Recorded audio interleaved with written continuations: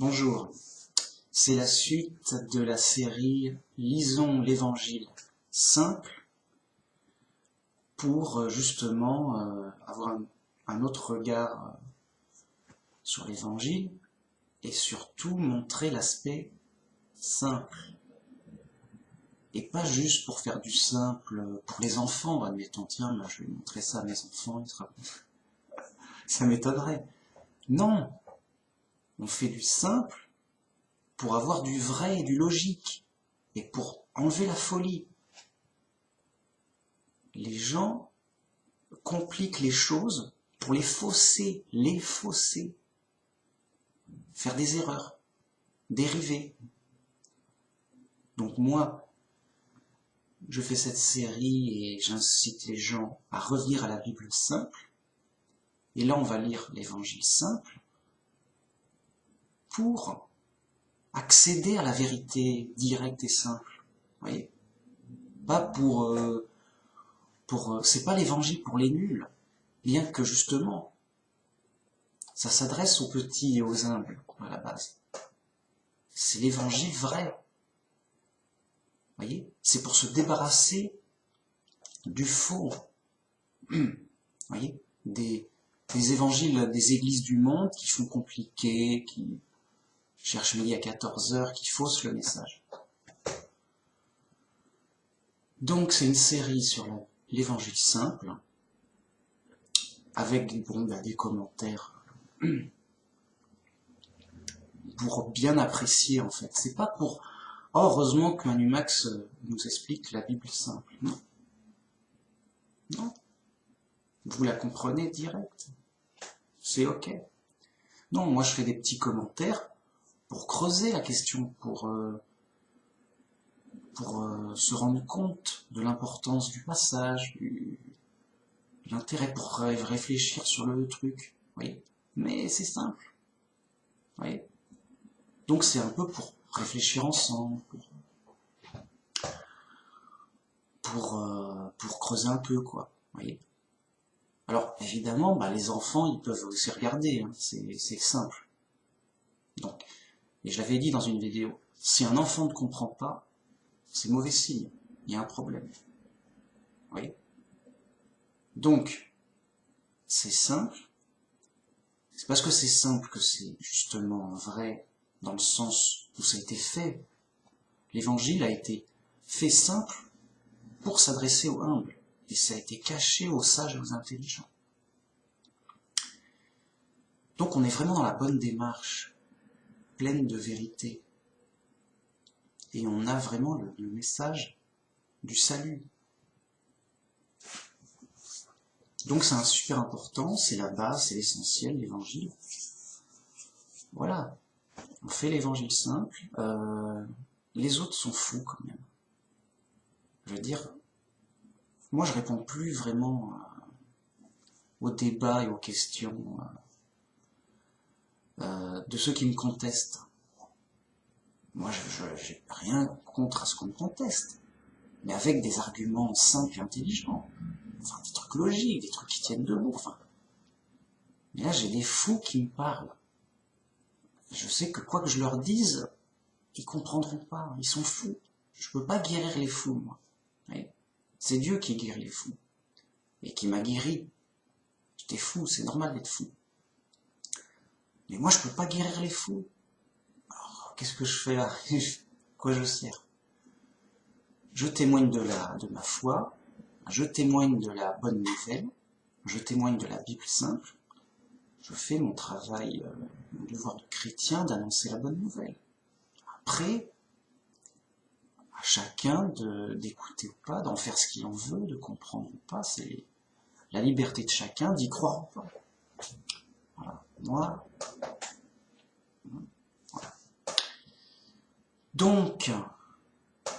Donc en fait, voilà, l'intérêt de cet exercice, c'est surtout d'enlever la complication, d'enlever la folie, d'enlever l'hérésie, le faux, l'erreur, de revenir à du simple. Et plus on est dans le simple, en fait, le simple, il est solide. C'est tellement simple que c'est évident, ça ne se discute pas. Il n'y a pas de débat, quoi. Et si le gars, il débat sur le simple, t'as pas compris, Il n'y a pas de discussion. Qu'est-ce que tu vas nous sortir des théories, faire du Da Vinci Code compliqué? Les gens adorent ça, le Da Vinci Code, c'est fou. C'est à pleurer, moi je débat plus en fait. J'étais naïf. Je croyais que je voulais débattre à fond avant. Je dis ouais, j'ai des arguments solides. J'ai des preuves lourdes. Je veux dire, c'est évident, c'est logique, c'est simple. Je vais lui donner ça, et il va tout de suite comprendre, il va devenir unitarien. Il va sortir de son hérésie, de sa folie. Il va arrêter d'être trinitaire. Ça me paraît tellement évident. Mais à chaque fois, échec sur échec, le gars ne comprend pas. Je dis, c'est simple, c'est indiscutable, qu'est-ce que tu me fais avec ça? Moi j'ai des preuves lourdes. Toi tu m'amènes des sous-entendus avec qui on peut dire ce qu'on veut. Réveille-toi, ouvre les yeux. Non, rien n'y fait. Les gars, tradition, tradition. Alors je me dis, bon, je vais attaquer la tradition. Je dis, mais regarde d'où elle vient ta tradition. Ils l'ont imposée par la force. On a le droit de tuer des chrétiens comme ça. Tu vois bien que c'est des loups déguisés en agneaux. Tu vois bien que l'église officielle, c'est la Babylone la Grande, tout, voilà, tout est... J'invente rien. Et non, rien n'y fait, quoi. Alors peut-être que ça demande du temps. Ils doivent cheminer, on peut pas changer comme ça. Voilà, moi j'ai fait mon boulot, les gens, ils sont libres après. Et moi je peux pas guérir les fous, c'est Dieu avec le temps, la personne cherche, elle suit le Christ en humilité,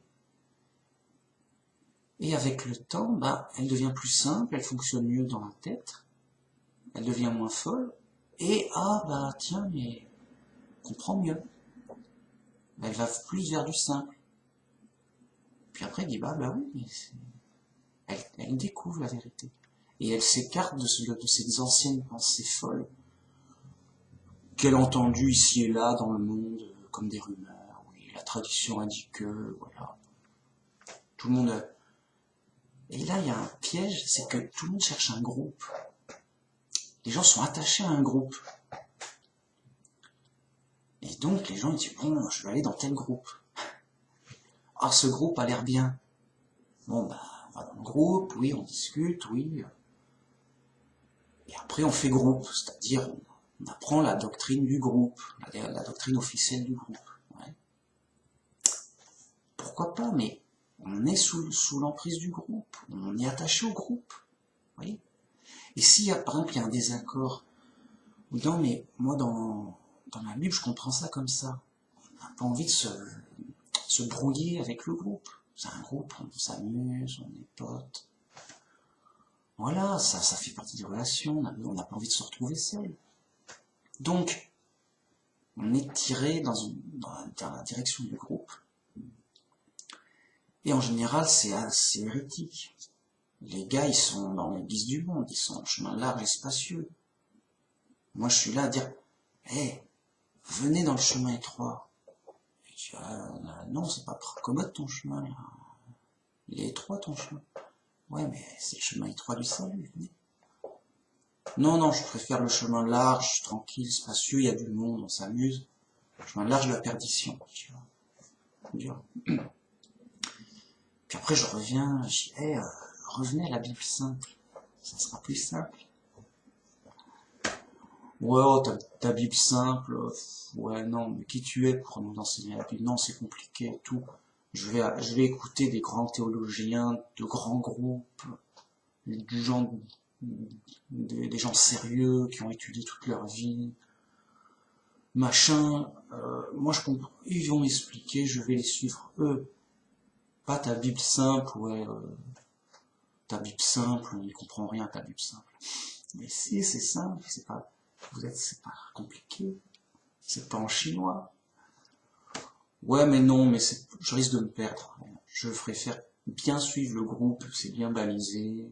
Il y a des gens qui réfléchissent à ma place. Voilà, c'est rassurant, on est nombreux. On fait la fête et tout.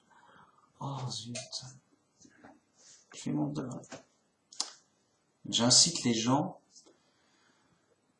à revenir vers Dieu, à croire en Dieu, par la Bible simple. Voilà, c'est mon devoir de chrétien.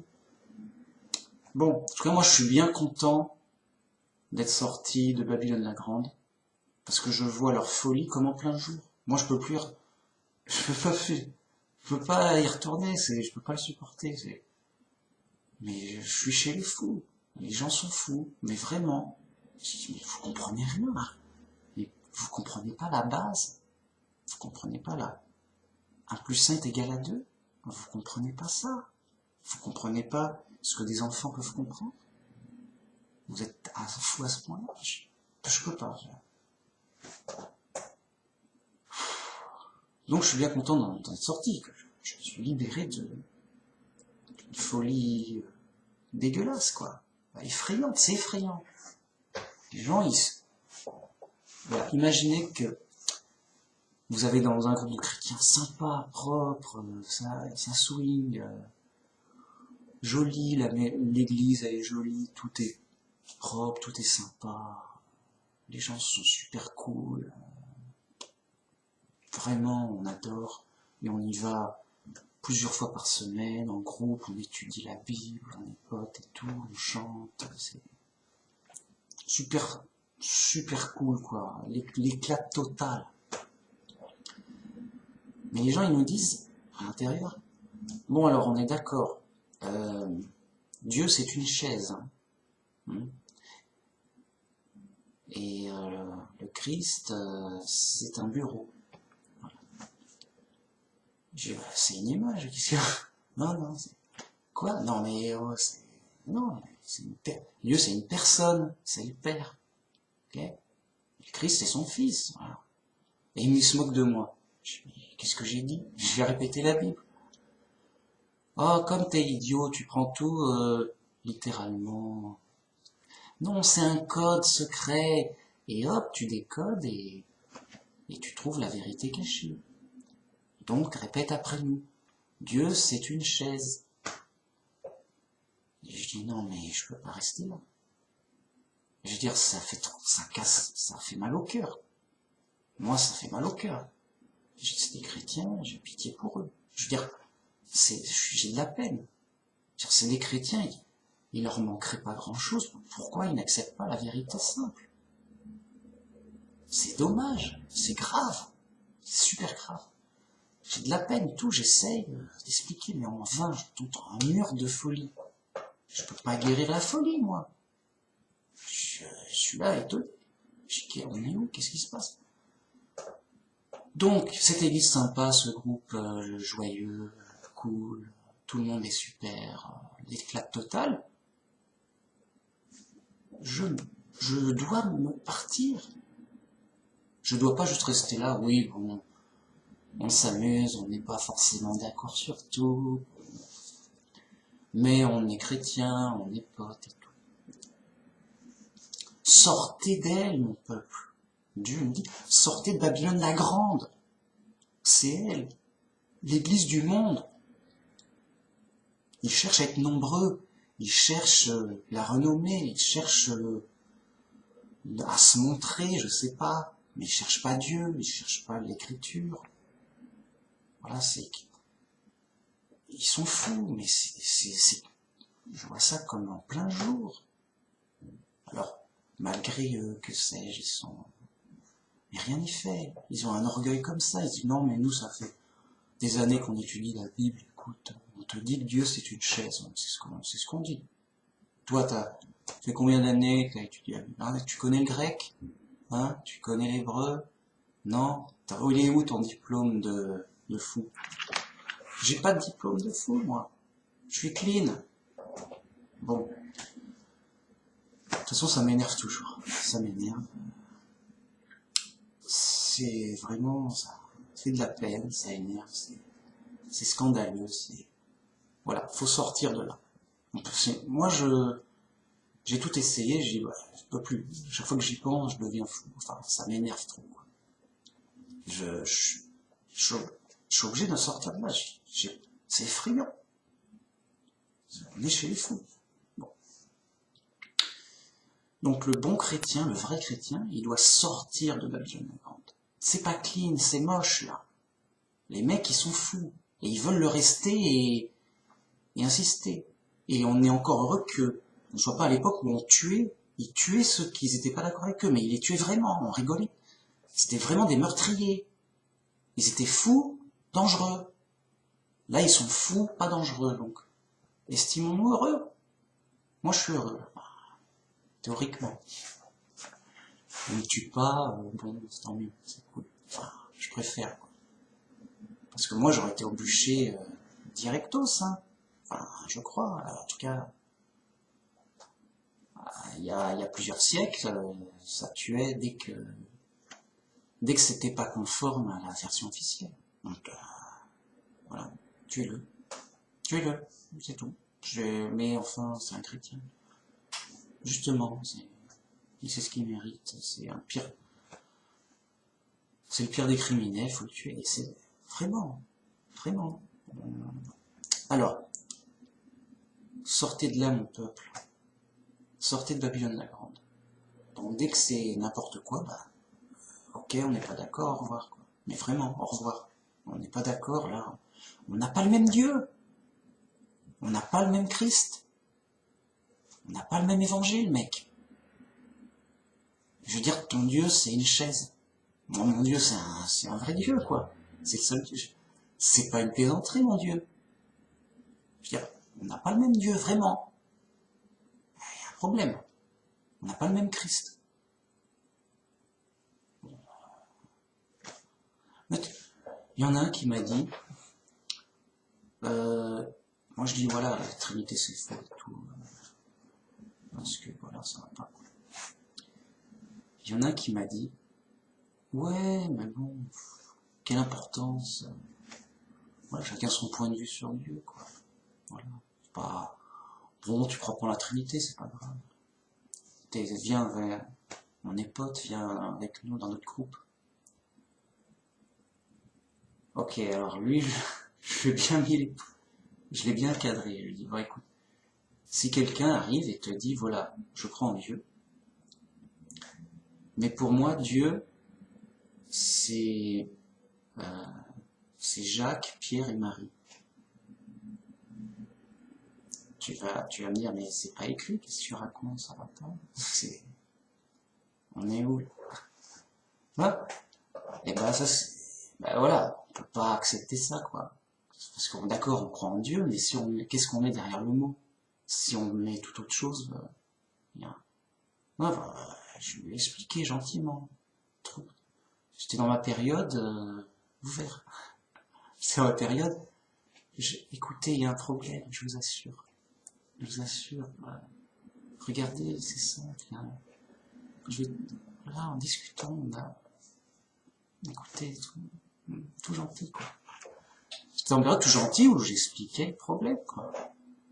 Mais rien n'y fait, je veux dire, j'étais naïf, j'étais fou presque, j'étais ignorant, voilà. Maintenant, grâce à Dieu, je sais bien que ça sert à rien, que voilà, j'ai essayé, j'ai donné mes arguments, mes preuves lourdes, ils m'ont donné les leurs, je leur ai expliqué, nané. Les gens sont libres après.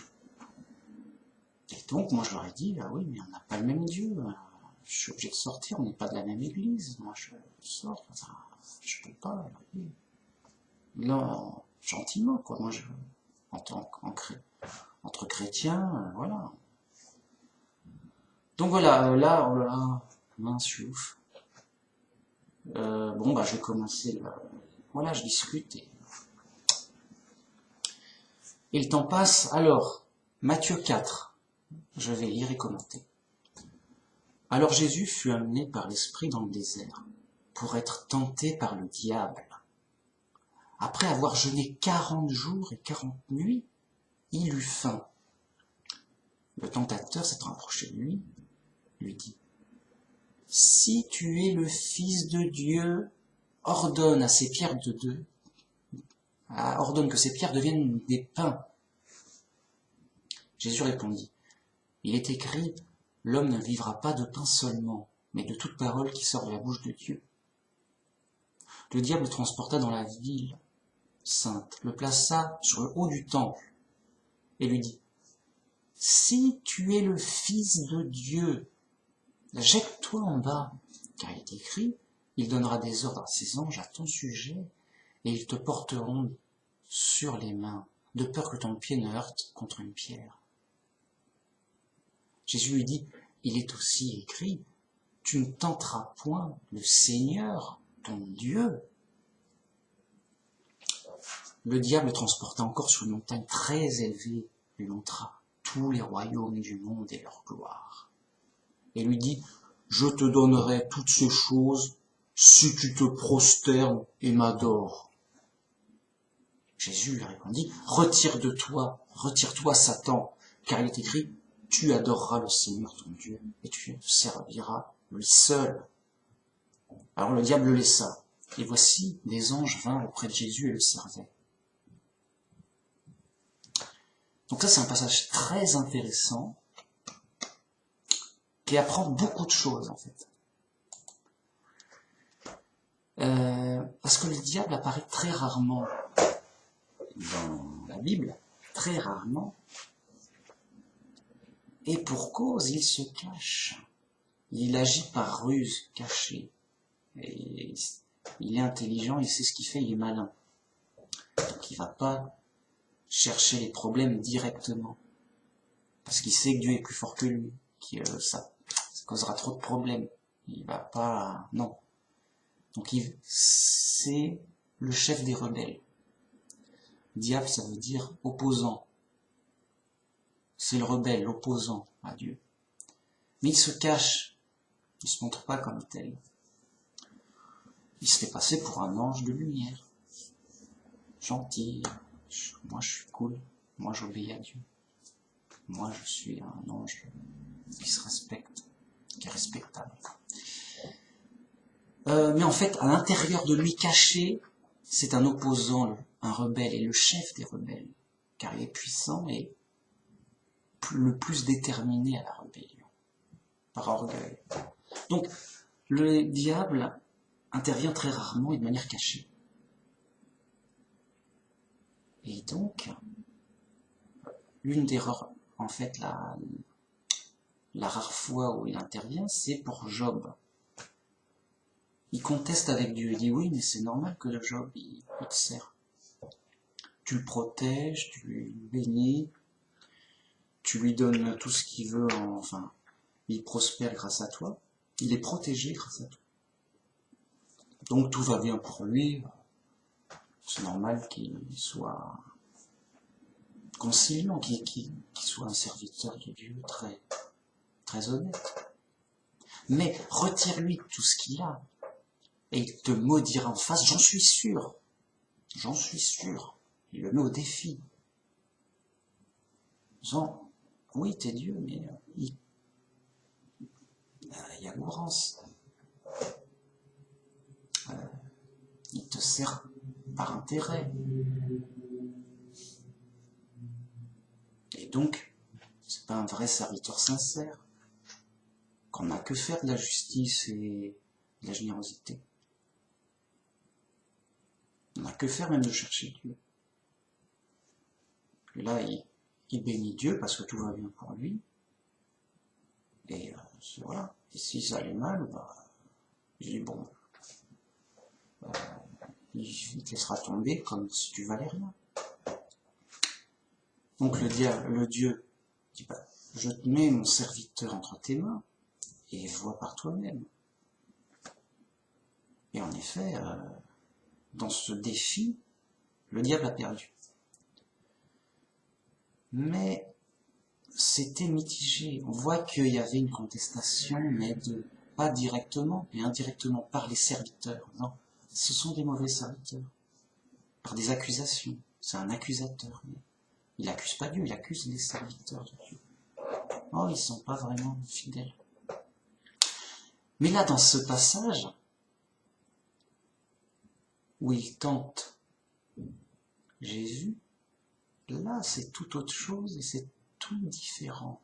Et d'ailleurs, c'est peut-être l'unique deuxième fois où le diable intervient.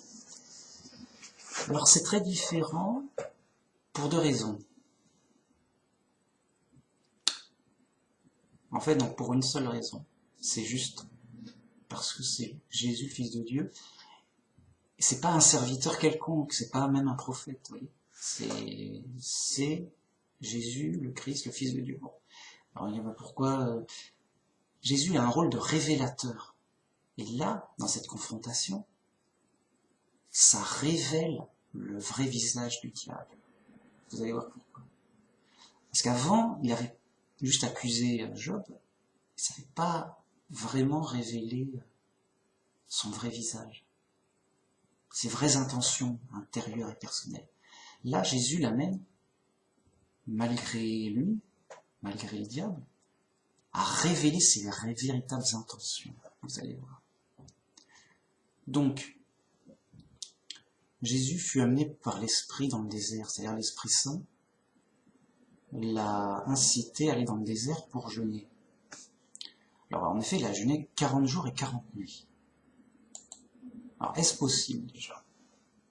Il faut se rendre compte que c'est un exploit. Moi, voilà, essayer de jeûner juste 3 jours, même un jour. Voilà. Vous allez le sentir passer. 3 jours, une semaine, je sais pas. Moi, j'ai essayé 3 jours, je m'en suis souvenu, quoi. Alors 40 jours, est-ce possible? Attends, les gens sont censés mourir. Après, c'est ça, 40 jours sans manger, c'est quand tu meurs, quoi. Et à un moment, il faut mourir, finalement. Ouais. Alors, est-ce possible? Ça interroge au moins sur l'exploit. Parce que, il y a exploit, là. Donc, sans doute, le Saint-Esprit l'a aidé pour ce jeûne étonnant. Et donc, il était affaibli. Il était assez affaibli, il eut faim et il avait faim. Mais là, il était dans le désert encore. Et t'as faim, ok, mais tu vas arrêter de jeûner, d'accord, mais il faut quand même qu'il y ait à manger. Là, il n'y a pas. Bon. Donc, là, il avait faim. Il était faible, il avait faim, il était vulnérable à la tentation en plus. Donc, le tentateur, d'ailleurs, on le surnomme le tentateur, s'approche de lui. Et donc, non. Fais-moi un miracle, si tu es le Fils de Dieu. Voilà, ordonne. Voilà. Et Jésus lui répond, non, on ne mangera pas que de pain, mais de la parole de Dieu. Alors il aurait pu faire un miracle. Donc voilà, c'est moi le Fils de Dieu, oui. Où est le problème?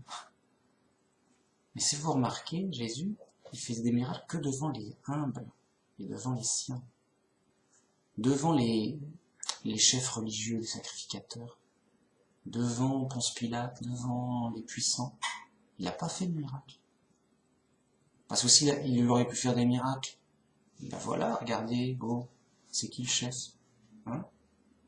C'est qui le patron là? Qu'est-ce qu'il y a? Qui conteste? Non. Et il force pas de cette façon à se comprendre. Oui. Et donc quand il fait des miracles, c'est juste pour des humbles, des petits qui guérit comme ça. Comme ça force les puissants à devoir croire le témoignage de ces humbles et de ces petits. Et c'est pour pousser à l'humilité déjà. Et aussi pour donner une liberté pour la foi. Car on veut pas, Dieu veut nous guider par la foi. Et pas par, écoute, tu veux combien de miracles en échange d'eux, on se débrouille. Non. Donc ça marche pas. Cette première tentation ne marche pas. Alors si tu es le Fils de Dieu, jette-toi et Dieu doit te protéger, puisque c'est les Écritures. Tu vas pas nier les Écritures, quand même, ça se fait pas. Mais il est aussi écrit de ne pas tenter Dieu, de ne pas le mettre à l'épreuve, de ne pas lui imposer des miracles. C'est C'est pas lui le serviteur qui doit nous obéir. Non.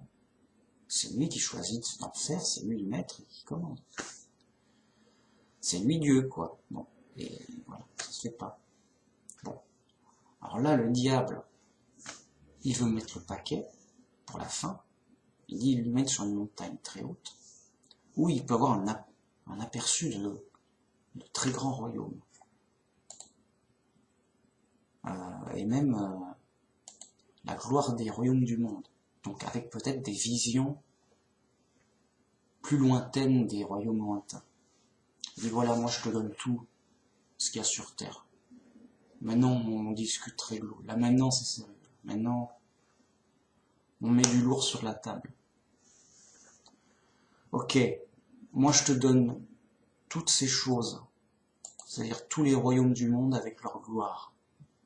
Voilà, tout ça, tout quoi, tout ce qu'il y a sur terre.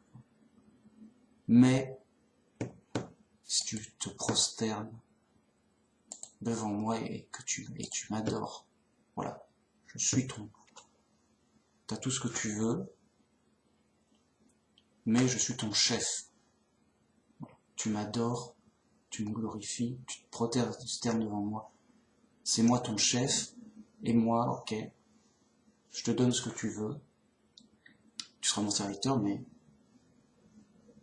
sur la terre, et tu auras tout ce que tu veux sur la terre. Et là, c'est là où le diable révèle ses vraies intentions.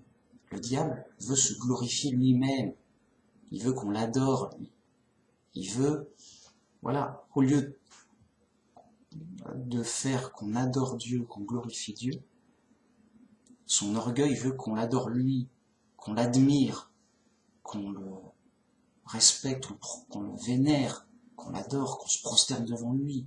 Il veut être le chef, il veut être l'intermédiaire avec Dieu, ou même Dieu lui-même. En tout cas, il veut être adoré, être glorifié, il se glorifie lui-même, il s'adore lui-même. Voilà.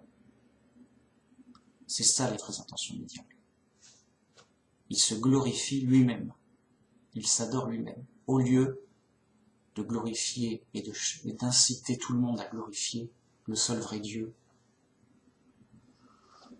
le Seigneur éternel de l'univers, Jéhovah notre Dieu éternel.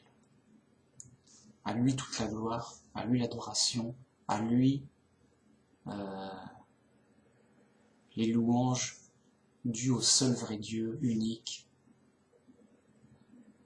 et pas à nous ou à quelqu'un d'autre. Voilà. Donc, voilà les vraies intentions du diable.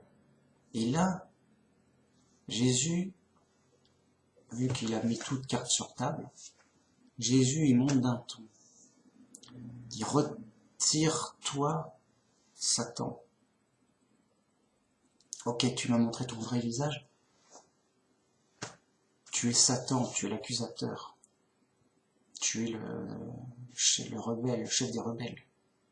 Car il est écrit, tu adoreras le Seigneur ton Dieu et tu le serviras lui seul. Bam, l'écriture. Qu'est-ce que tu fais là? Qu'est-ce que tu dis? Quoi, il y a un problème? Je veux dire, tu me demandes de t'adorer, que tu sois mon chef, mais c'est écrit, ton seul chef c'est Dieu, et tu adoreras lui seul. C'est ton Seigneur, lui, c'est ton chef, ton Seigneur et roi. Dieu, et lui seul tu serviras, lui seul tu adoreras. Et toi, tu veux me détourner de ça? Je t'ai repéré, rebelle. Tu veux me détourner de mon service auprès de Dieu pour te servir toi et t'adorer et te glorifier toi. Alors retire-toi de moi, rebelle, opposant, accusateur, Satan. Retire-toi de moi, adversaire. Voilà, on n'a plus rien à faire ensemble. Je t'ai démasqué. Tes ruses ont été mises à jour. Tu n'es pas un ange clean, toi. Et en effet, c'est tout simple, c'est tout propre, voilà. Il est démasqué. On connaît ses vraies intentions, qui nous détournent du vrai chemin, des vraies intentions de Dieu, qui est d'adorer Dieu seul, et lui s'arrêter seul. C'est aussi simple que ça.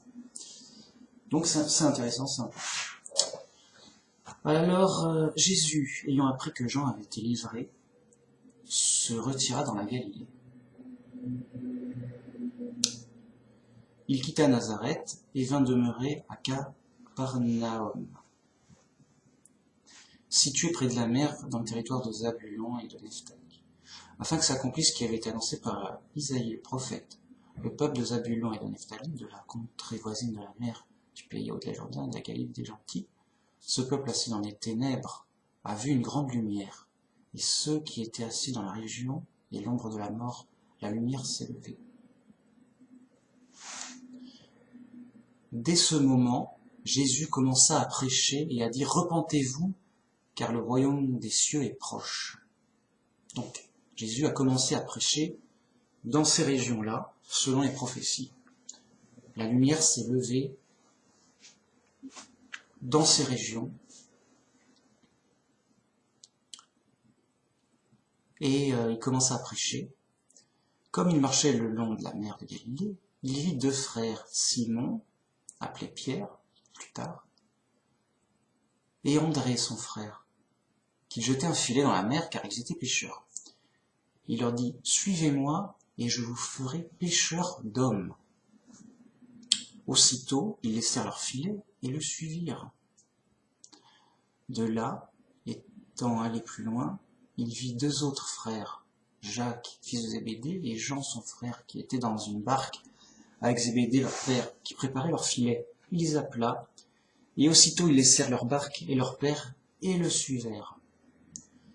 Jésus parcourait toute la Galilée, enseignant dans les synagogues, prêchant la bonne nouvelle du royaume, guérissant toute maladie et toute infirmité parmi le peuple. Sa renommée se répandit dans toute la Syrie, et on lui amena tous ceux qui souffraient de maladies et de douleurs de divers genres, des démoniaques, des lunatiques, des paralytiques. Il les guérissait. Une grande foule le suivait de la Galilée, de la Décapole et de Jérusalem, de la Judée et au-delà du Jourdain. Donc vous voyez, il y a trois étapes. Jésus, alors qui était un inconnu, entre guillemets, un habitant, quoi. Il vient se faire baptiser par Jean le Baptiste, qui le reconnaît, par révélation, par l'Esprit Saint. Il reconnaît, c'est toi le Messie, et tu me demandes que je te baptise. Je comprends pas. Donc, Jésus se fait baptiser. 2, il se met à l'écart 40 jours pour jeûner. Alors le jeûne, c'est censé être une préparation, ou une période de recueillement, de repos. Et souvent, en vue de se préparer à prendre des fois on jeûne avant de prendre une décision importante, pour faire le point, se reposer. Donc il jeûne, là il est tenté par le diable, et il met les choses au clair avec lui, va-t'en. Voilà. Tu es va-t'en Satan, tu es l'adversaire. Et après, il commence sa mission. Il commence donc à prêcher autour de lui, là où il est, dans les environs, parmi le peuple, et à faire des miracles pour les malades. Alors là, c'est pas écrit, mais quand Simon et les autres le suivent, il avait fait un miracle entre-temps. Et donc, ils l'ont suivi. Et donc Jésus était avec des disciples qui le suivaient. C'est cela en question, c'était pas nombreux, mais ils le suivaient. Et on verra plus tard pour l'importance de pourquoi ils étaient appelés à le suivre. Donc il continue, voilà, il commence à avoir une très grande renommée parce que il annonce donc la bonne nouvelle et le royaume partout. Et donc, il guérissait vraiment beaucoup de malades. Et ça frappait les gens, et les gens venaient, guérissez un tel qui est malade, ça m'intéresse. Voilà. Donc, forcément, il y a une renommée et une notoriété qui s'est mise sur lui. Et beaucoup de gens le suivaient, beaucoup de gens le suivaient, l'écoutaient. C'est-à-dire qu'il avait le discours et aussi une démonstration de puissance, une démonstration de guérison. Donc tout convergeait à ce que, écoute, là c'est clair, c'est le Messie, il nous parle avec autorité d'une bonne nouvelle de Dieu, et il guérit les malades, il fait des miracles. Je veux dire, ça lui donne toute autorité, et tout converge à ce que les gens suivent dans leur foi et dans leur attente du Messie et de leur foi en Dieu. Donc, grand succès et beaucoup de gens le suivent. Alors notez que, avant que je poursuive, il aurait pu directement aller chez le roi. Il dit, voilà, c'est moi le Messie, voilà, je suis envoyé par Dieu, on va se débrouiller comme ça, on va s'arranger comme ça. Voilà, j'ai un message à faire passer, écoute, faut s'organiser, quoi. Non, la démarche est inverse. Il va voir les gens du peuple pour leur parler à eux et faire des démonstrations à eux. Il ne va pas du tout voir les chefs religieux, les puissants et le roi ou les ministres. Et d'ailleurs, ça n'a pas forcément été bien reçu, on est d'accord. Et il fait que des miracles que vers là, pas vers là. Pour sa démarche de guider les gens par la foi et non pas par la force. Le contraire de Babylone la Grande. Babylone la Grande dit, bon, allez, c'est nous les gentils, on va imposer notre religion, et on va tuer tous ceux qui contestent, et on est les gentils quand même. On va imposer le bien par la force. Voilà. Non, lui, c'est pour ça qu'on sait que Babylone la Grande est Babylone la Grande, puisqu'elle fait le contraire de l'exemple du Christ. Vous voyez ? Donc je poursuis. Voyant la foule, Jésus monta sur la montagne, et après qu'il fut assis, ses disciples s'approchèrent de lui, puis, ayant ouvert la bouche, il les enseigna et dit, « Heureux les pauvres en esprit, car le royaume des cieux est à eux. Heureux les affligés, car ils seront consolés. Heureux les debonaires, ou les doux de caractère, les gens doux, les gens gentils, car ils hériteront la terre. Heureux ceux qui ont faim et soif de justice, car ils seront rassasiés. Heureux les miséricordieux, c'est-à-dire des gens de charité, de pitié, de générosité, qui aident les autres, qui aident les pauvres, qui pardonnent facilement. Car ils obtiendront miséricorde. Donc eux-mêmes, ils obtiendront de la charité et du pardon. Heureux ceux qui ont le cœur pur, car ils verront Dieu. Heureux ceux qui procurent la paix, car ils seront appelés fils de Dieu. Parce qu'ils procurent la paix. Ils ne cherchent pas la guerre et les conflits. Heureux ceux qui sont persécutés pour la justice, car le royaume des cieux est à eux. Heureux serez-vous lorsqu'on vous outragera, lorsqu'on vous persécutera, et lorsqu'on dira faussement de vous toutes sortes de mal à cause de moi. Réjouissez-vous et soyez dans l'allégresse, parce que votre récompense sera grande dans les cieux. C'est ainsi que qu'on a persécuté les prophètes qui ont été avant vous. Vous êtes le sel de la terre, mais si le sel perd sa saveur, avec quoi la lui rendra-t-on? Il ne sert plus qu'à être jeté dehors et foulé aux pieds par les hommes.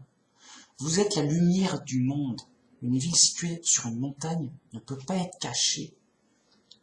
Et on n'allume pas une lampe pour la mettre sous le boisseau. C'est-à-dire, on n'allume pas une lampe pour la cacher dans les buissons,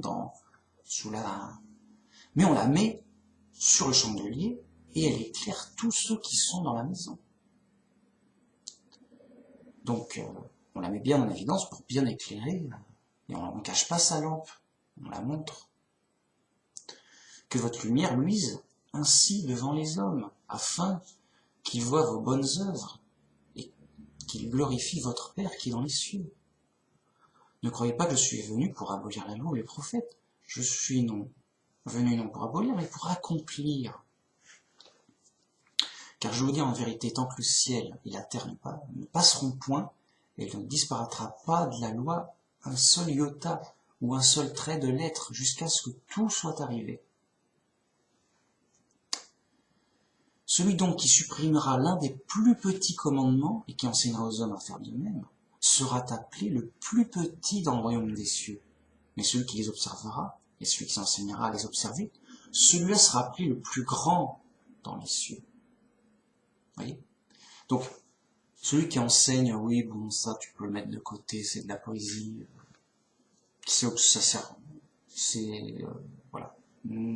Donc, des gens qui enseignent à ne plus suivre un commandement, même petit, eh ben, ils auront des punitions et un rang inférieur au royaume de Dieu. Par contre, ceux qui enseignent à bien tout observer, en termes de commandements, toutes les règles, conformément, voilà, il sera appelé le plus grand, parce qu'il aura de grandes récompenses. Alors, donc là c'est important, Jésus donne un peu les choses, la bonne nouvelle, pourquoi on doit se réjouir. Et il commence par « heureux les pauvres en esprit ». C'est-à-dire heureux les simples d'esprit, les simples en esprit, ceux qui font simple. Donc, c'est là où je me sens concerné, ça vous concerne, ça. Là où je mets l'accent, heureux ceux qui reviennent à la Bible simple, heureux ceux qui viennent à des choses simples, heureux ceux qui sont simples en esprit, qui font les choses simples. Pas des trucs tortueux, des trucs bizarres et complexes, du Da Vinci Code, Non.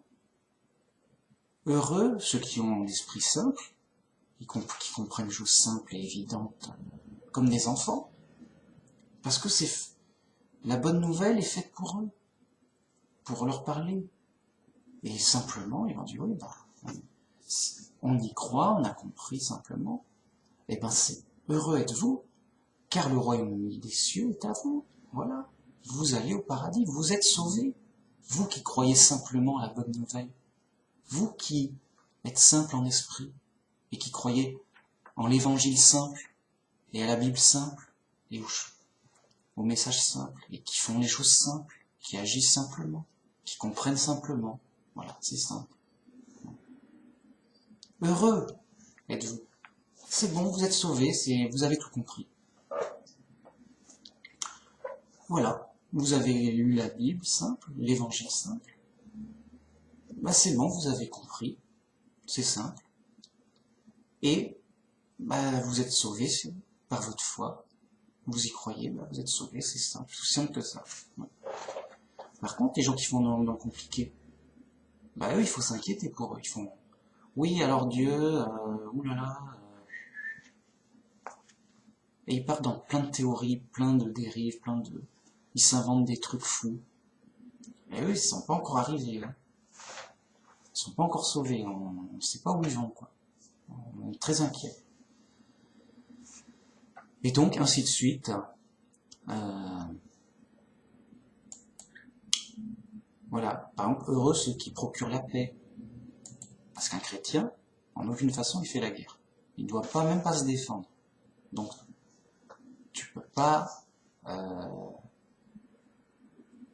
alimenter la guerre. Tu y participes pas. Vous voyez? Donc, il y en a qui disent, oui, nous, on va maintenir la paix par la force. Donc, on correspond à cet passage. Et donc, nous, on impose la paix par les armes.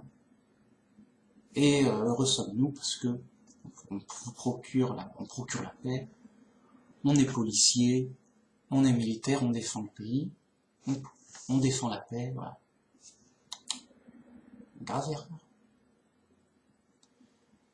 Le vrai chrétien ne doit même pas se défendre. Il n'a pas le droit d'être policier, il n'a pas le droit d'être militaire, ou d'ordonner une guerre ou autre, ou d'une défense. Donc vous voyez, il y a un problème. Quelqu'un qui a une arme, il n'est pas un chrétien, il est en contradiction. Donc vous voyez, ça peut pas du tout être des gardiens de la paix, entre guillemets, c'est-à-dire des policiers, des gendarmes, que sais-je. Ça peut pas du tout être ça. Alors on va me dire, oui, mais s'il n'y avait pas de policiers... Non, ça peut pas être ça parce que ils sont sous les ordres de César. Voilà. Donc, ils maintiennent la paix de César, la Pax Romana, la paix romaine, entre guillemets. Oui. Donc, ces soldats, ces policiers, ils servent César. Ils sont là pour la paix de César. Nous, c'est une autre paix. On est là pour la paix de Dieu. Et donc, on ne participe pas à la guerre, pas à aucun combat, et on ne se défend pas. Donc nous, on ne peut pas être mis en cause dans un quelconque conflit. C'est ça que je veux dire. Et c'est par là qu'on procure la paix qui vient de Dieu, et pas la paix qui vient du plus fort. Du voilà, j'ai gagné, maintenant c'est moi qui fais la loi et j'impose mon ordre et la paix du vainqueur, quoi. Vous voyez? Donc, faut pas se tromper. Et quand on sait comment un chrétien doit agir, on ne peut pas se tromper. Parce qu'il y a les aumôniers, c'est des prêtres militaires. C'est fou ça. Des prêtres militaires.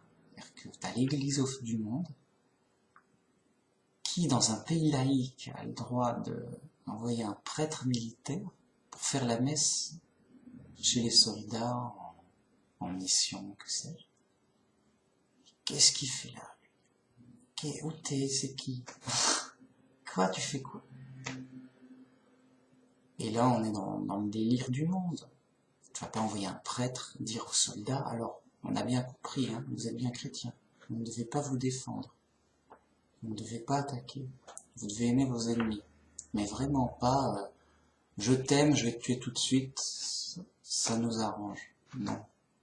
Tu vois, vraiment, il n'y a pas de Russes, quoi. Donc vous allez voir, amener un vrai chrétien à l'armée, faire l'aumônier, là, et il va vite être dégagé, il va dire, bon non, mais on n'en veut pas, et il dit à nos soldats de pas se défendre, de pas prendre les armes, d'aimer ses ennemis.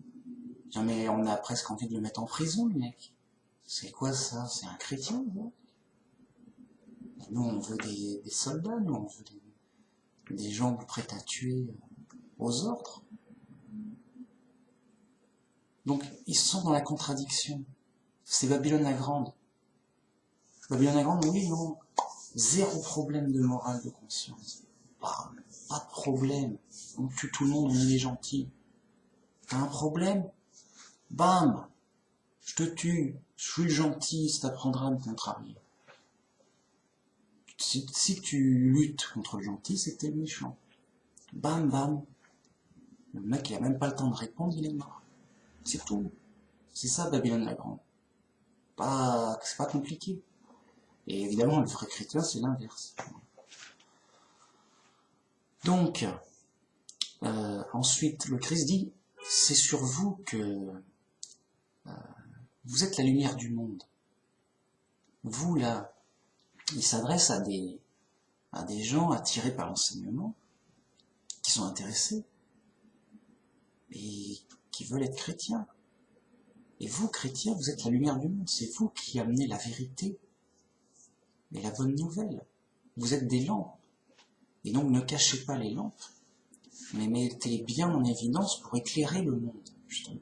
Donc témoignez de votre foi. Témoignez de la bonne nouvelle de Dieu qui a envoyé son Fils en sacrifice, qui nous sauve par la foi dans son Fils. Voilà. Ensuite, il dit, je ne suis pas venu pour changer la loi. C'est-à-dire que l'Ancien Testament, il reste valable, mais jusqu'à maintenant. C'est-à-dire, il vient avec une nouvelle alliance. Il n'est pas là pour changer l'ancienne alliance. Il n'est pas à dire, bon, alors là, on va ajouter ça, on va enlever ça. Non. L'ancienne alliance, elle reste telle qu'elle. Il est là pour proposer une nouvelle alliance, autre chose, un nouveau truc. Et il dit, allez là-dedans. Parce que sinon, vous serez là-dedans, dans l'ancienne alliance. Et l'ancienne alliance, c'est une loi très dure. Et elle ne changera pas d'un pouce. Vous voyez ? Et donc, les judaïstes qui ont rejeté le Christ, qui sont restés dans l'ancienne alliance est devenue une malédiction pour eux. Parce que c'est juste ingérable. Parce que ça convenait à une certaine époque, avec Dieu, vous allez voir, c'est juste ingérable, c'est juste fou l'ancienne alliance. Ça convenait à une époque très dure, c'était des lois très dures.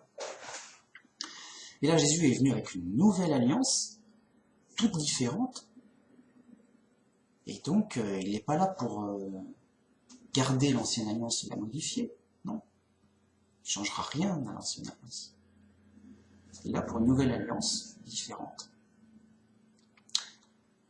Et donc voilà, après il dit que justement, parce que ceux qui sont dans l'ancienne alliance disent oui, bon ça c'est plus valable, ça on va l'enlever, ça non il faut plus le faire parce que c'est trop dur, trop dur. Et là, Jésus leur dit leur hypocrisie. Non mais celui qui supprime le plus petit des commandements de l'ancienne alliance sera appelé le plus petit. Hein? Vous devez tout prendre. Donc soit on prend toute l'ancienne alliance, soit on prend toute la nouvelle alliance. Oui. Mais, quoi qu'on prenne, il faut tout prendre. Donc ceux qui veulent rester dans l'ancienne alliance, ok, mais il faut tout prendre. Et ça, c'est leur punition en fait. Car la loi est devenue une malédiction, on verra, c'est Paul qui le dit, évidemment. Un juif à l'heure actuelle, il est non pratiquant, ou à moitié, ou très peu. Pourquoi ? Parce qu'il peut pas, c'est juste pas possible de pratiquer la loi. C'est trop dur, trop compliqué, c'est juste pas possible. Donc, tous les juifs actuels, en plus d'être antichrist, ils sont non pratiquants, ou très peu pratiquants. Oui, nous, on va garder juste 2-3 prières, 1 ou 2 commandements faciles, et c'est tout. Et le reste, vous le balancez comme ça?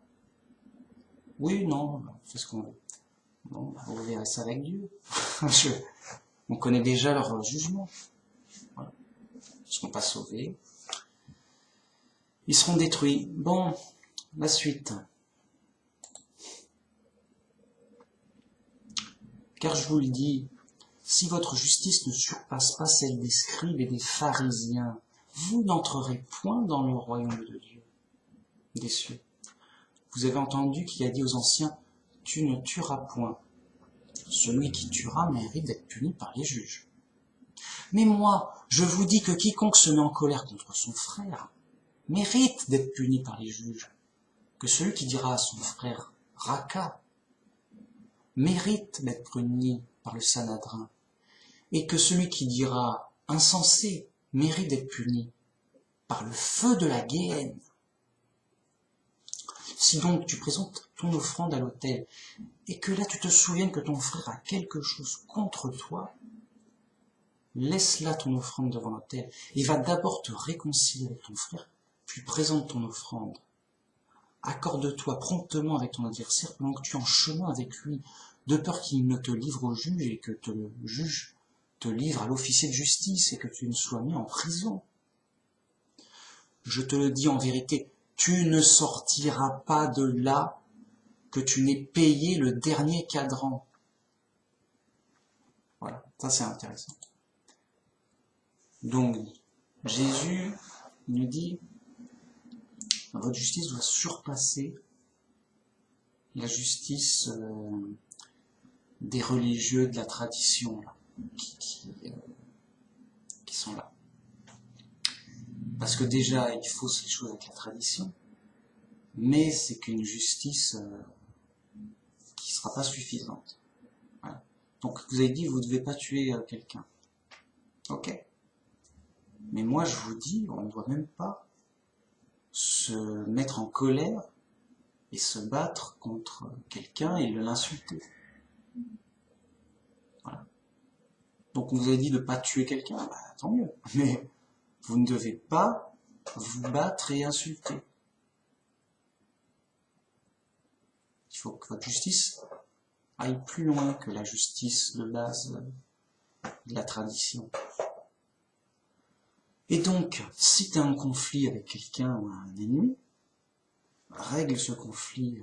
Parce que si ton frère a quelque chose contre toi, tu dis, bon, je me présente devant Dieu, ah mais j'ai fait une erreur avec quelqu'un. Bah, règle ton erreur d'abord avec cette personne, et après, présente-toi juste et innocent devant Dieu. Ce sera mieux. Parce que là, profite que la personne soit apportée pour régler l'affaire, tant qu'elle est là. Parce qu'après, bah, si elle est plus là, bah, tu peux plus régler ton problème ou ton injustice. Je veux dire, voilà, je fais du tort à quelqu'un. Je dis, bon, j'ai insulté quelqu'un. T'es énervé et tout. Bon, alors on peut toujours se donner raison. Ouais, bon, il a cherché, mais un chrétien ne doit pas insulter. Ouais, mais il a cherché quand même. Ok, il le méritait, mais un chrétien ne doit pas insulter. D'accord, mais à un moment, t'es en colère, c'est de sa faute. Enfin, il l'a vraiment cherché, c'est de sa faute. Il l'a vraiment cherché, il méritait d'être insulté. Ok, mais un chrétien ne doit pas insulter. Ah bah, qu'est-ce qu'on peut faire? On n'est pas content, on est grognon, mais à un moment on dit, bon, c'est vrai, je suis un chrétien, je ne dois pas insulter. Bon, tiens, bah ça tombe bien, je dois le croiser, je vais le voir là, et bah profitons qu'il soit là pour m'excuser. Bah, écoute, j'étais en colère, cette histoire m'énerve et tout, mais je t'ai insulté, j'aurais pas dû t'insulter, même si on n'est pas d'accord, j'aurais pas dû t'insulter, ça sert à rien, et tout. On se débrouille pas, mais on répare sa faute. Et après, c'est mieux. Voilà, on va plus loin que la justice de base ordinaire. Et il finit en disant, tu ne sortiras pas de là tant que tu n'auras pas tout payé ce que tu dois à la justice. T'es là en prison, là. T'es en prison, t'es pas là par hasard.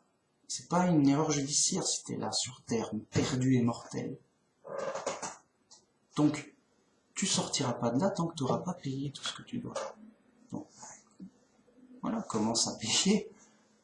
Donc, à bien te comporter, à te repentir de tes mauvaises actions et à travailler ta foi dans le Christ qui te sauvera du jugement. Et tu pour être sauvés. Et en effet, tous ceux qui ne satisferont pas la justice de Dieu resteront dans leur état et ne seront pas sauvés. Ils seront donc véritablement voués à la destruction,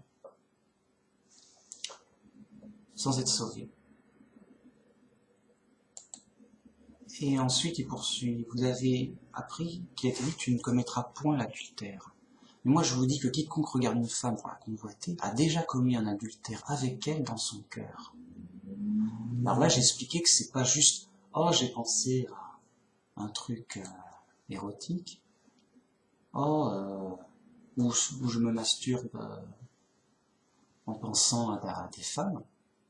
Oh, adultère que je suis. » Non. Il s'agit du harcèlement sexuel. Et je relis. Je vous dis que quiconque regarde une femme pour la convoiter, c'est-à-dire qui regarde une femme avec insistance, il montre ses désirs, pour montrer ses désirs à une femme, avec insistance, que ce soit avec des comportements ou des paroles détournées, il a déjà commis un adultère avec elle dans son cœur. Et donc là, il s'agit du harcèlement sexuel, sous toutes sortes de formes. Sinon, autant ne plus réfléchir du tout.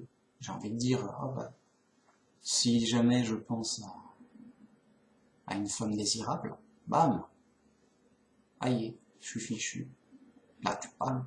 Ah, encore, zut, ça n'arrête pas.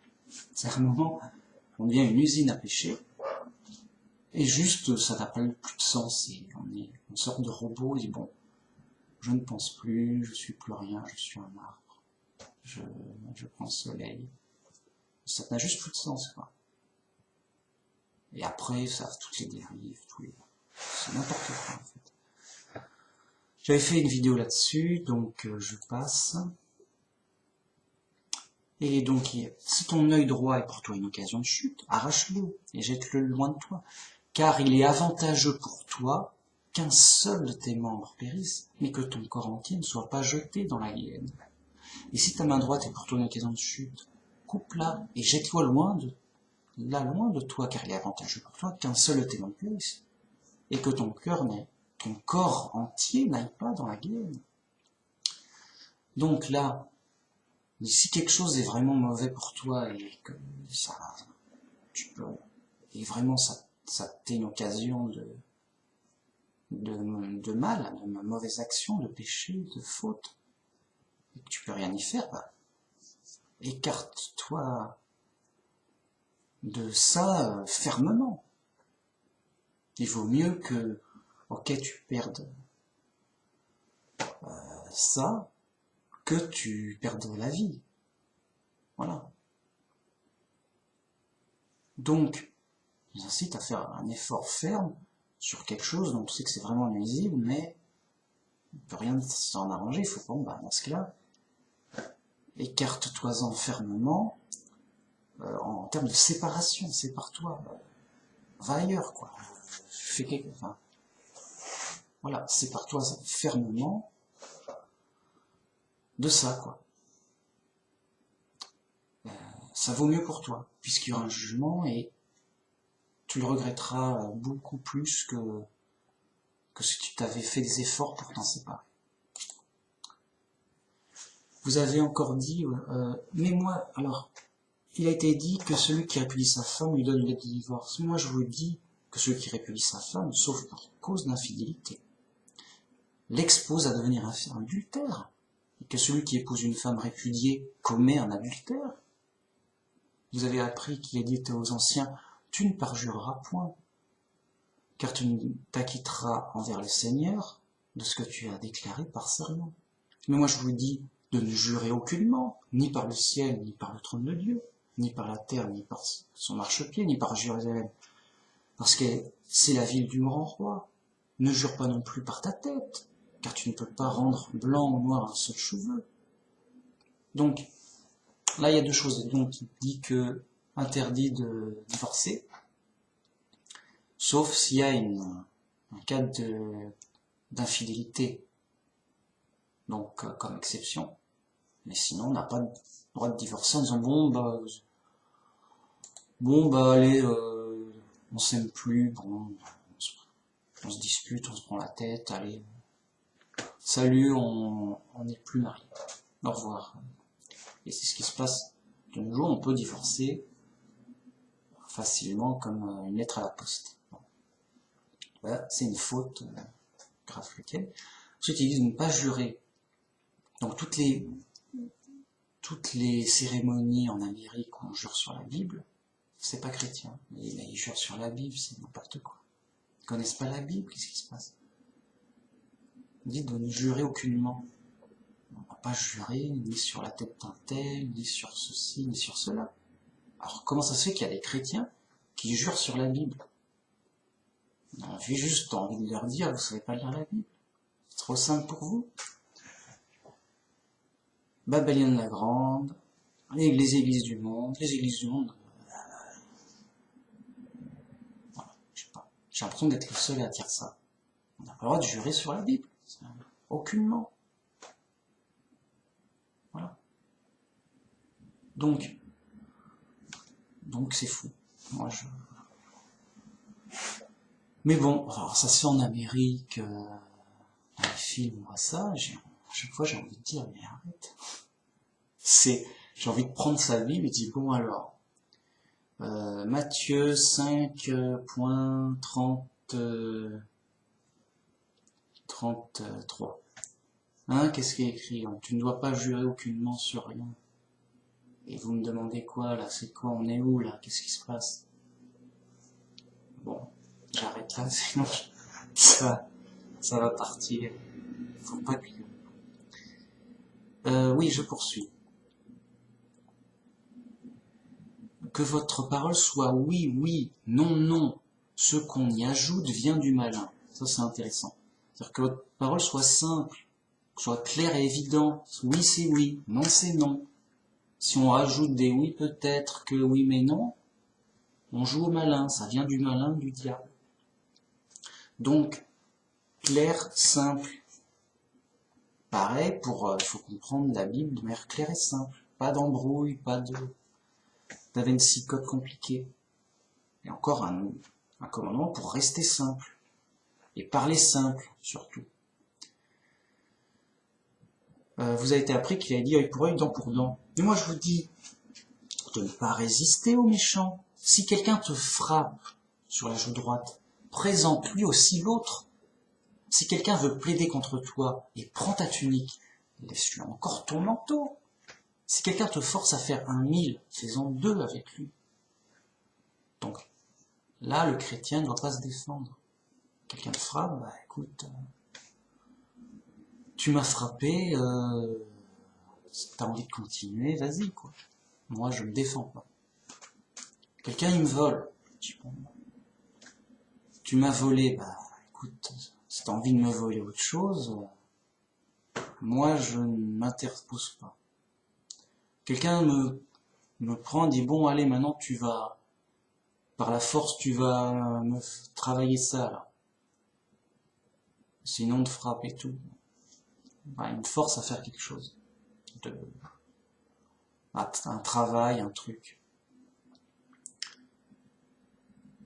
Et donc, bah, je le fais, par la force, obligé, mais il veut que j'en fasse 2, bon, bah, on va pour 2, quoi. Je veux dire,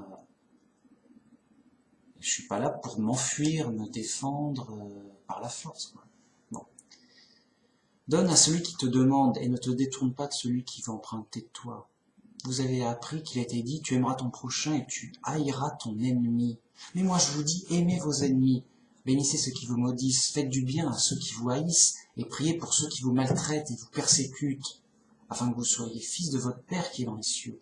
Car il a fait lever son soleil sur les méchants et sur les bons, et il fait pleuvoir sur les justes et les injustes. C'est-à-dire qu'on est tous dans le même bateau, et que, bons ou méchants, on mérite tous d'être ici en prison.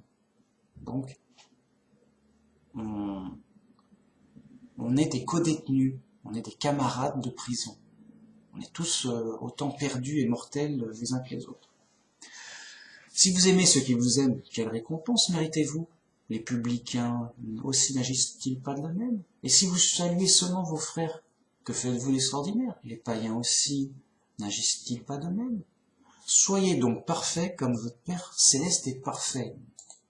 Donc là, il insiste, tu ne défends pas, tu aimes tes ennemis c'est tes camarades de prison. Certes, ils sont pas gentils, mais toi, t'es pas en prison non plus pour rien. Donc, tu vaux autant qu'eux, quelque part. Et donc, tu dois te débrouiller avec eux, quoi. Tu dois, aimer ton ennemi, et donc, t'as aussi à t'occuper d'eux, à faire du bien pour eux, à ce qui est aussi du profit pour eux. Voilà. Et sinon, si tu n'aimes que tes amis et que tu détestes tes ennemis, t'es juste quelqu'un d'ordinaire, comme les païens, les publicains. Alors pourquoi on nous dit d'aimer nos ennemis, justement? Parce que voilà, c'est des gens comme nous, aussi fous et perdus que nous, et ça aurait pu être nous. Et, comment dire, pas les aimer dans bravo, c'est bien ce que vous faites, non, les aimer dans on a de la peine pour vous, mais nous aussi on a mal agi, c'est pour ça qu'on est là, comme vous, on est des hors-la-loi comme vous, on est en prison comme vous, soit c'est non. Et donc, quelque part, on se reconnaît chez les autres. Voyez. Donc, voilà. Nous-mêmes, on est l'ennemi de quelqu'un d'autre. Ou on l'a été. Dans le sens où, voilà, on est en prison. C'est-à-dire, là, sur Terre, là, tout de suite, là. Tout de suite, on est là, en prison, on est condamné à mort. On est perdu et mortel, on va mourir. Bon, on est des co-détenus. On mérite.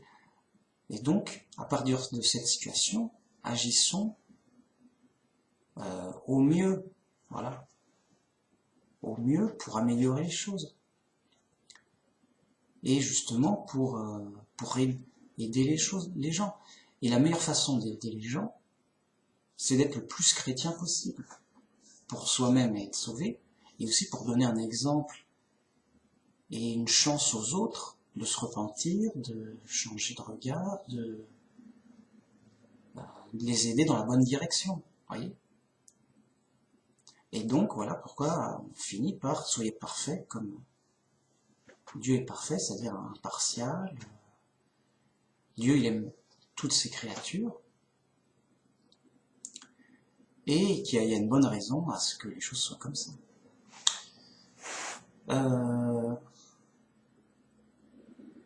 Donc, alors, c'est facile à dire, on va me dire, oui, ok, tant que t'es pas frappé, c'est facile à dire, voilà. Et oui, du coup, ça fait mal, et quand on a mal, ça fait mal. Hein. C'est facile à dire, et en effet, c'est pas facile à faire. Mais voilà. Jésus, il est pas venu pour distribuer des billets de banque. Jésus, il est venu pour donner un enseignement profond et important, qui nous sauvera, et il a mis sa vie pour nous sauver, il a aussi donné sa vie pour nous sauver, de sorte que, voilà, ce qu'il donne, c'est extrêmement important, et que on a tout intérêt à faire des efforts dans ce sens, pour et le faire, et aussi et le comprendre. Il n'y a pas juste, bon, faut faire ça, écoute, je n'ai pas compris pourquoi, mais on a envie de le faire. Mais, bon. C'est bien de le faire, mais il faut aussi comprendre. Les deux vont de pair.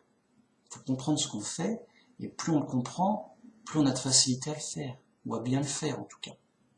Voilà. Donc il faut bien comprendre notre situation, le message, qui est simple, hein. Ça voilà, tu dois. Donc, pas moyen d'être soldat, militaire, policier, ou de se défendre, de faire de la boxe, ou que sais-je. Et Voilà, c'est clair. Et le comprendre dans l'aspect de justement imiter le Christ, voir que justement c'est par sa patience qui nous a amenés à justement à nous donner une chance de nous racheter, de nous repentir pour être sauvés, et qu'il a payé pour nous, nous qui méritons notre sort, il a payé pour nous pour qu'on puisse sortir comme un cadeau. Donc nous aussi, faisons un cadeau aux méchants. Jésus nous a fait un cadeau pour nous sauver, un cadeau hors de prix, la totale, quoi. On ne mérite pas. Nous aussi, imitons le Christ, faisons un cadeau de patience à ce méchant qui m'embête vraiment. Et donc, je rends pas les coups, je rends pas les insultes. Si je peux aider ou faire du bien, ce serait bien à faire. Voilà. Et donc, être patient et bienveillant envers ses ennemis. Et les aimer pour justement prier et espérer qu'ils puissent changer de comportement, pouvoir se repentir et devenir chrétiens. C'est le mieux qu'on leur souhaite. Alors, c'est difficile, c'est même très difficile. Mais voilà, c'est la démarche et l'imitation du modèle qu'on a par le Christ, qui, au fur du temps, nous fera mieux comprendre les choses et nous révélera le plein amour et la pleine identité de Dieu. Car vous savez que le Christ est l'image de Dieu. Donc, c'est important, ça nous fait aussi marcher, ça nous forme, ça nous fait marcher vers la vie et la vérité. Et donc, il y a besoin de pardonner, il y a besoin de patience, il y a besoin de retenue et de prendre sur soi. Il y a besoin de compatir pour les autres, d'aimer aussi ses ennemis, d'améliorer l'ensemble des choses en fait, voir les choses dans son ensemble, et donc d'aimer tout le monde dans son ensemble, pour une amélioration d'ensemble aussi. Et bon, bref, voilà, Dieu nous forme, Dieu nous instruit comme ça. Sur le chemin, il y a des problèmes et c'est instructif, c'est formateur, c'est Dieu qui... On prie Dieu, on a son aide, on a son influence, il nous guide, voilà. Bon, donc là j'étais assez long, on continuera une autre fois. Ouais. C'était pas mal, il y avait de quoi dire. Peut-être même que j'aurais pu en dire plus, mais bon, faut se calmer, quand même, je suis assez bavard. Voilà, c'est sympa, et on continuera donc la série. Je pense faire ça tous les 2 jours, en fait. Tous les 2 jours, bam, lisons l'évangile simple. Et entre deux, si je suis inspiré ou en forme, bam, un sujet intéressant, quoi. Voilà, là c'est la période. Donc à la prochaine, merci beaucoup et salut, merci, au revoir.